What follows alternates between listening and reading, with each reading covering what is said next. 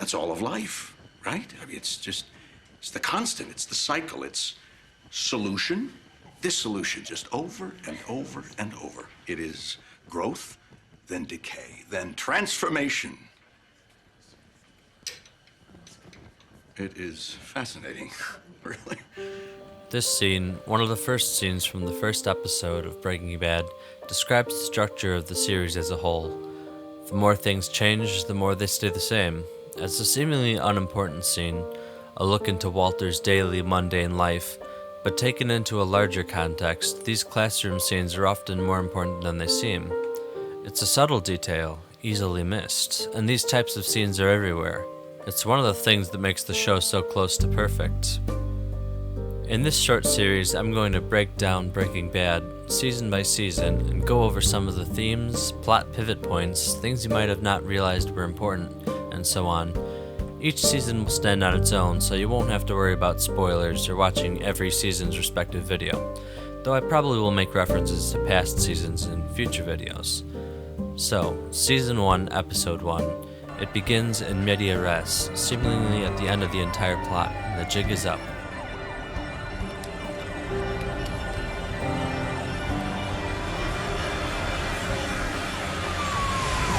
This happens several times throughout the series, notably in episode 6, as the scene just transitions from a rational Walter to a full-on Heisenberg.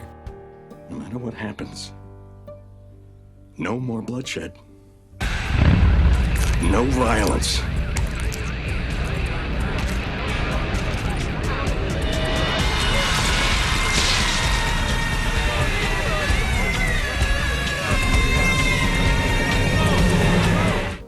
Both of these times show a huge escalation in scale or attitude, or a shift in Walter Jesse's morality. Episode 3 has a flashback to a conversation about the elements that compose a human body. We are 0.111958% shy. Supposedly that's everything. Yeah? Mm-hmm.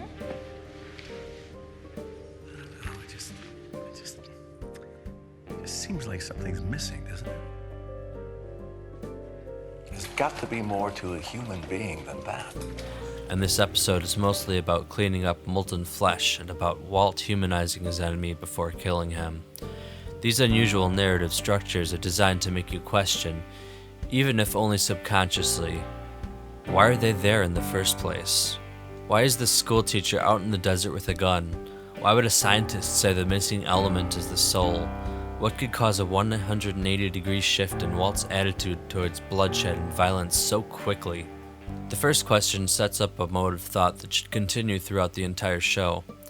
At what point does Walter turn from justifiable to a relentless criminal only in it for personal gain? Because that, after all, is the point of the show.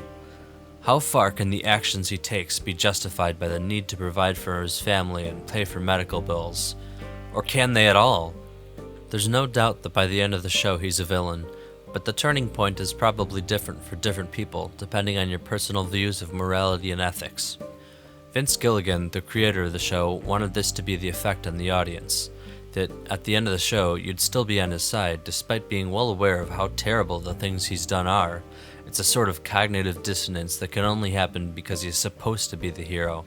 You're supposed to root for him because that's his role. You can easily be fooled into thinking that this season is about Walt deciding to make meth, getting Jesse involved, slowly rising up the chain, and becoming major players in the business. But it's not. It's only about any of those things tangentially. It's about three things: Walt's cancer and the effects it has on the people that care about him. His feelings about the way he's led his life, how he's lived without making any of his own decisions. And finally, the pride and stubbornness that affect the few decisions he actually does make, with a few notable exceptions. That's the worst part. So, that is my thought process, Skylar. I'm sorry.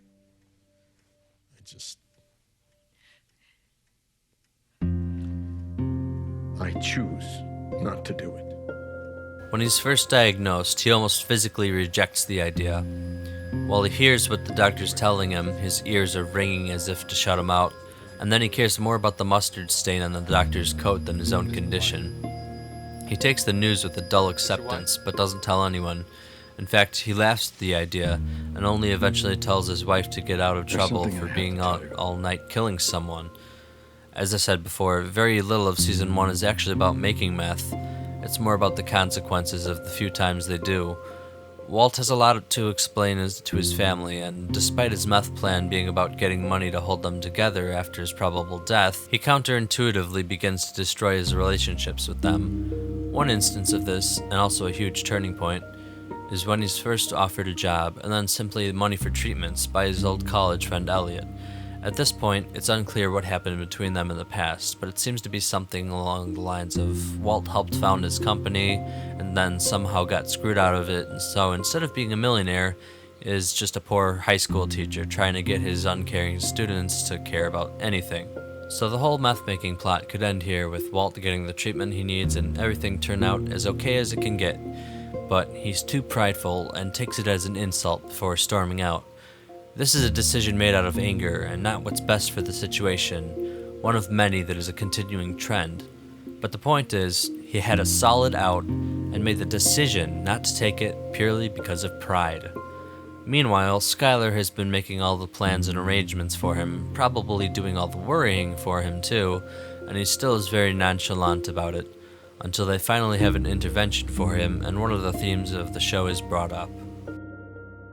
Walt lives his life very passively, and maybe that's part of why being Heisenberg the drug lord appeals to him. He's in charge, he makes the decisions, he has power, sometimes even over higher ranked people. He's an anti-villain. That is, he's a character who knows what he's doing is wrong, but he still has a set of morals that guides him, and his end goal justifies the means. He also expects the people he's dealing with to act fairly.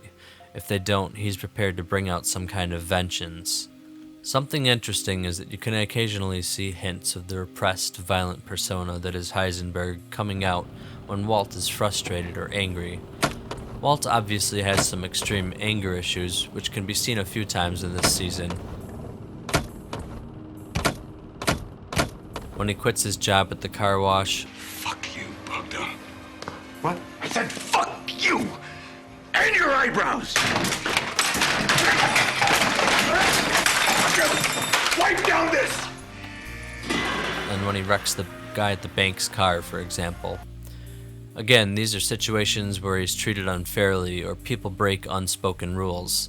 These scenes showed the anger issues and frustration that he had been holding back forever and possibly never shown anyone before. But before his Heisenberg persona is in place, which I would say is where he goes from justifiably criminal to anti-villain, the series of events that take place are for the most part out of his control.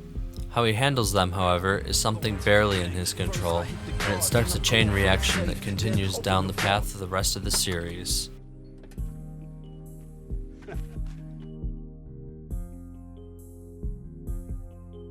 Walt is someone who, by all accounts, couldn't get on the wrong side of the law if he tried. Dad, come check this out. Yeah, see it. Come on, take it. Check it out, Walt. No, it's just heavy. That's why they hire men. Obviously, the situation of someone with nothing to lose and a need to gain changes that vastly. Anyone can do things they normally wouldn't if they were put in the right situation, no matter how much they think otherwise.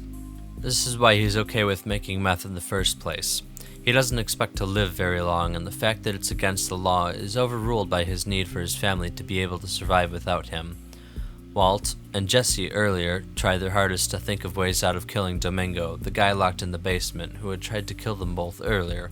Walt really doesn't want to kill him, despite the fact that it's fairly justifiable. He spends an entire episode talking to him, humanizing him, and looking for a way out of having to do his assigned part. Eventually, he has to kill him in actual self-defense, but he gives him an honest chance. Walt is seconds away from releasing him before he puts the pieces together, so to speak. Once he crosses this line, he seems much more inclined to do illegal or immoral things, like threaten Tuco later in this season. As he kills Domingo, a part of his innocence dies with him.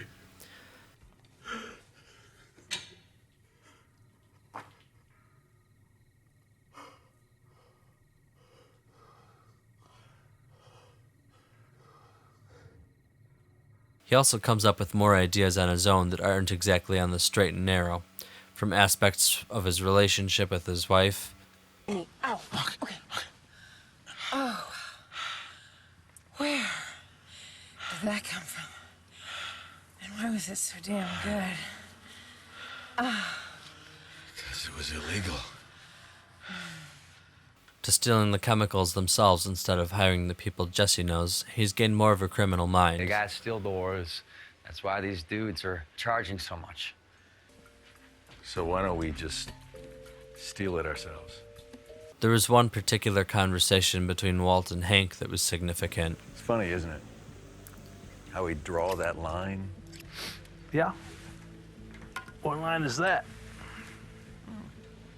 Well, what's legal, what's illegal, you know, Cuban cigars, alcohol. You know, if we were drinking this in 1930, we'd be breaking the law. Another year, we'd be okay. Here they imply that not all laws are equal, that maybe Walt's actions, at least in cooking meth, are akin to drinking during Prohibition or smoking Cuban cigars. But then Hank continues. Shit, buddy. It don't only goes one way either. Sometimes there's stuff that's legal that shouldn't be. I mean, friggin' meth used to be legal. Used to sell it over every counter at every pharmacy across America. The guy that came to their senses on that one, huh? Yeah. If you weren't thinking about morality by the time you saw this scene, you sure will be now. It hammers the point home, subtly, but nonetheless. I'm going to be rewatching the show and taking my time to observe everything from the character development to the minor details. I've already started working on Season 2, and boy does that go places underneath the surface. Season 1 is about half as long as the rest of the other seasons, so they'll be slower coming, and I'll be doing some other videos in between seasons. Meanwhile, subscribe to see the next seasons when they come out. Like and share this video if you enjoyed it, and I don't know, I've got some other videos you might like, you could check those out.